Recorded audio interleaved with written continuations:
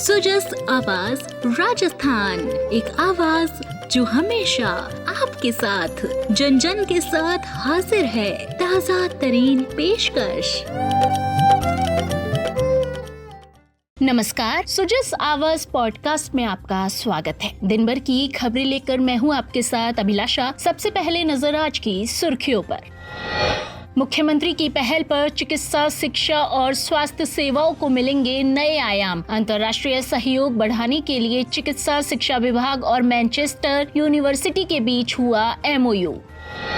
विशेष गहन पुनरीक्षण कार्यक्रम 2026 गणना प्रपत्र वितरण का आंकड़ा पहुंचा 3 करोड़ 50 लाख के पार। प्रदेश के 64% मतदाताओं तक पहुंचे गणना प्रपत्र। राजस्थान पुलिस की एंटी नारकोटिक्स टास्क फोर्स का लोगो हुआ लॉन्च। पुलिस महानिदेशक ने किया विमोचन। नशे के खिलाफ अभियान को मिलेगी नई पहचान। और अब समाचार विस्तार से।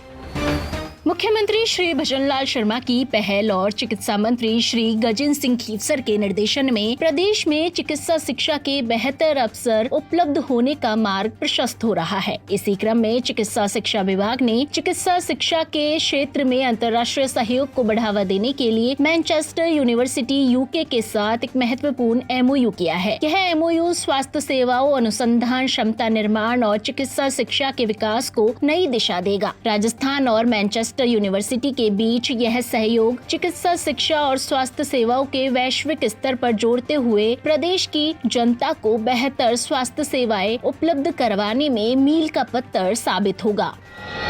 चिकित्सा शिक्षा सचिव श्री अम्बरीश कुमार ने बताया कि यह MOU स्नातक और स्नातकोत्तर शैक्षिक कार्यक्रमों का सह विकास, साझा शिक्षण और संयुक्त कार्यप्रणाली को बढ़ावा देगा। इसके माध्यम से गैर संचारी रोगों की रोकथाम और नियंत्रण में सहयोग मिलेगा। स्वास्थ्य संबंधी विषयों जैसे स्वास्थ्य सेवा, यूनिवर्सल हेल्थ कवरेज आदि पर जानकारी, अनुभव और विशेषज्ञता का आदान प्रदान तथा पारस्परिक सहयोग हेतु नेटवर्क का निर्माण होगा।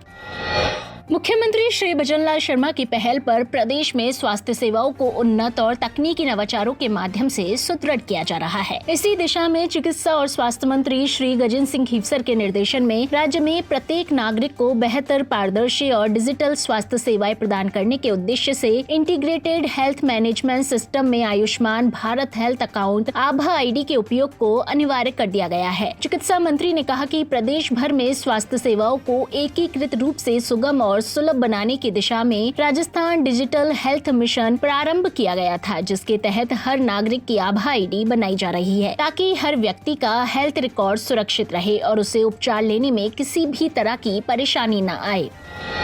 चिकित्सा एवं स्वास्थ्य विभाग की प्रमुख शासन सचिव श्रीमती गायत्री राठौड़ ने बताया कि मुख्यमंत्री निशुल्क निरोगी राजस्थान योजना के अंतर्गत स्वास्थ्य सेवाएं प्राप्त करने वाले सभी नागरिकों का पंजीकरण अब IHMS में आभा ID के माध्यम से अनिवार्य रूप से किया जाएगा। सभी अस्पतालों और स्वास्थ्य संस्थानों को यह सुनिश्चित करने के निर्देश दिए गए हैं। प्रत्येक OPD और IPD पंजीकरण के समय मरीज की आभा ID बनाई और लिंक की जाए। इस निर्णय से हर नागरिक को एक देश एक स्वास्थ्य ID के सिद्धांत के तहत गुणवत्तापूर्ण स्वास्थ्य सेवाओं का लाभ मिल सकेगा।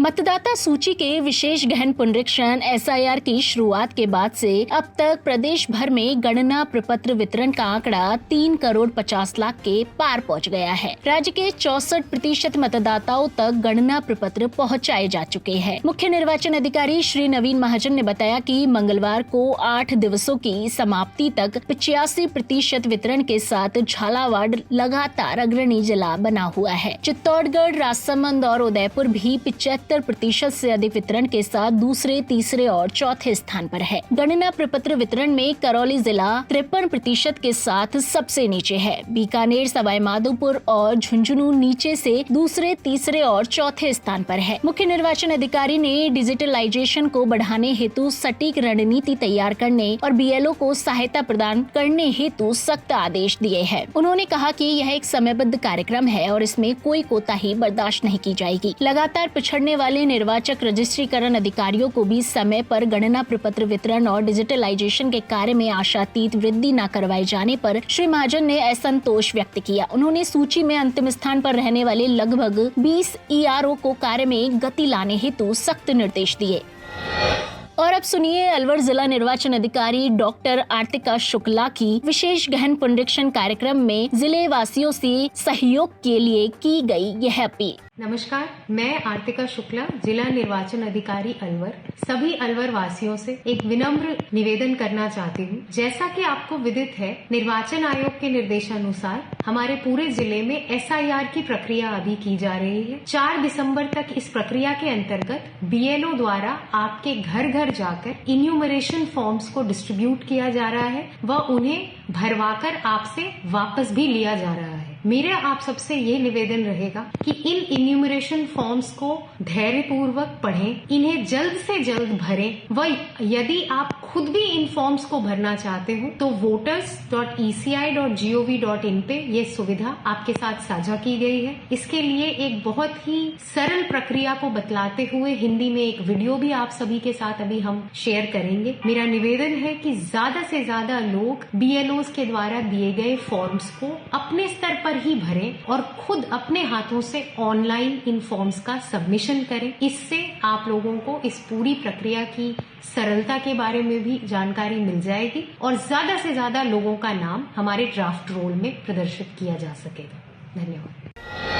राजस्थान पुलिस की एंटी नारकोटिक्स टास्क फोर्स को अब अपना लोगो मिल गया है। पुलिस महानिदेशक श्री राजीव कुमार शर्मा ने मंगलवार को पुलिस मुख्यालय सभागार में इस टास्क फोर्स के लोगो का विमोचन किया और इससे जुड़े पुलिस अधिकारियों को प्रोत्साहित किया। नया लोगो राजस्थान पुलिस की नारकोटिक्स विरोधी मुहिम को सशक्त और संगठित पहचान देने की दिशा में एक महत्वपूर्ण कदम माना जा रहा है। यह लोगो नशे के खिलाफ पुलिस की संकल्प, समर्पण और सतर्कता की भावना को प्रतीकात्मक रूप से दर्शाता है। DGP श्री शर्मा ने इस अवसर पर कहा कि एंटी नारकोटिक्स टास्क फोर्स नशे की आपूर्ति श्रृंखला को तोड़ने, अवैध तस्करी पर नियंत्रण और युवाओं को नशे से दूर रखने के लिए निरंतर अभियान चला रही है। उन्होंने अधिकारियों को इस दिशा में और अधिक प्रभावी कार्रवाई करने के निर्देश दिए।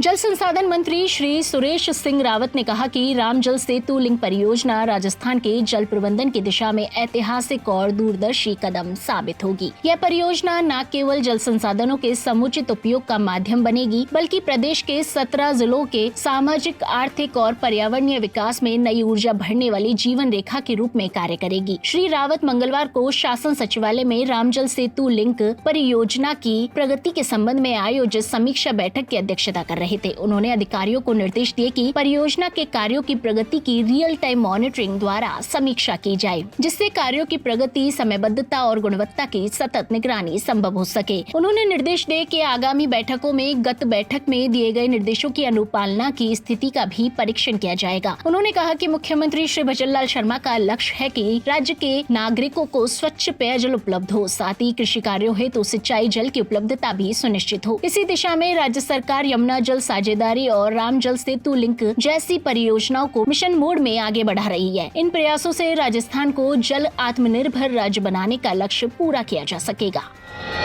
यूनिवर्सिटी ऑफ मैनचेस्टर के वरिष्ठ प्रतिनिधिमंडल ने मंगलवार को पुलिस मुख्यालय पहुंचकर पुलिस महानिदेशक श्री राजीव कुमार शर्मा के साथ मुलाकात की और एक उच्च स्तरीय संवाद के दौरान मानसिक स्वास्थ्य और वेलबींग पर सहयोग को लेकर महत्वपूर्ण चर्चा की। बैठक के दौरान पुलिस के साथ वर्ष 2021 में हुए MOU की समीक्षा के साथ इसके दायरे को विस्तृत करने और भविष्य में संयुक्त रूप से पहल शुरू करने पर चर्चा हुई। मैनचेस्टर यूनिवर्सिटी के प्रतिनिधियों से चर्चा के दौरान DGP श्री शर्मा ने कहा कि पुलिस कर्मियों का मानसिक स्वास्थ्य, सार्वजनिक सुरक्षा और सेवा गुणवत्ता से सीधा जुड़ा है, इसलिए यह हमारी शीर्ष प्राथमिकता में भी है। उन्होंने यूनिवर्सिटी के प्रयासों की सराहना करते हुए कहा कि यह संवाद राजस्थान पुलिस में मानसिक स्वास्थ्य और कल्याण की दृष्टि से अंतर्राष्ट्रीय सहयोग की दिशा में मील का पत्थर साबित होगा। इस दौरान पुलिस कर्मियों के मानसिक स्वास्थ्य और वेलबींग से संबंधित कई महत्वपूर्ण विषयों पर चर्चा की गई। संवाद के दौरान मैनचेस्टर यूनिवर्सिटी के प्रतिनिधियों ने शोध, प्रशिक्षण मॉड्यूल, वर्कशॉप और काउंसलिंग ढांचे के माध्यम से राजस्थान पुलिस की आवश्यकताओं के अनुरूप सहयोग देने की प्रतिबद्धता जताई।